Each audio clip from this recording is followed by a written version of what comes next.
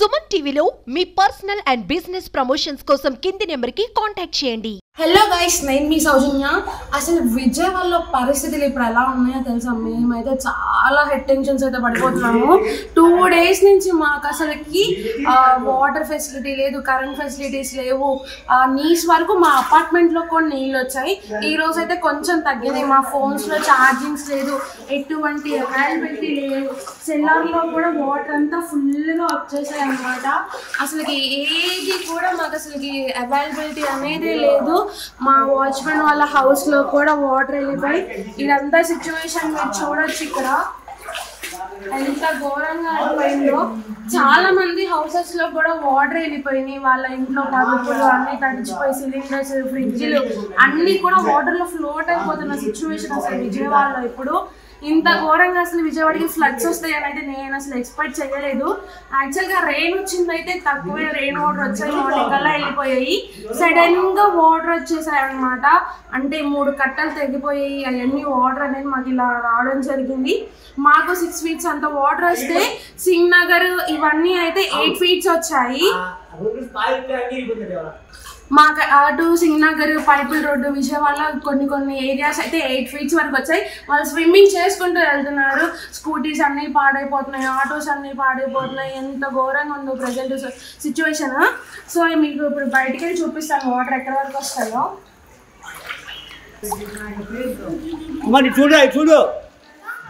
So చూస్తున్నారు కదా friends, అక్కడ మనీష్ అయితే నడుము వరకు వచ్చేసాయి వాటర్. ఫుడ్ సప్లై చేస్తున్నారు ఆయన.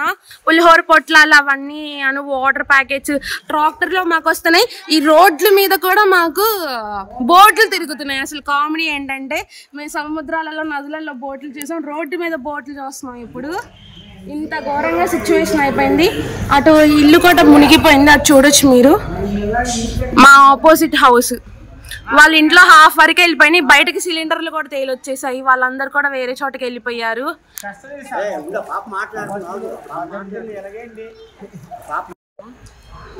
సో ప్రెసెంట్ అయితే నాకు ఫీవర్ వచ్చి నేను చాలా సఫర్ అవుతున్నాను. రైస్ ఇవి తీసుకోలేను, కానీ మిల్క్ ప్యాకెట్స్, బ్రెడ్ ఇలాంటివి ఏవి మనం షాప్లోకి వెళ్ళి కొనడానికి కూడా లేని పొజిషన్.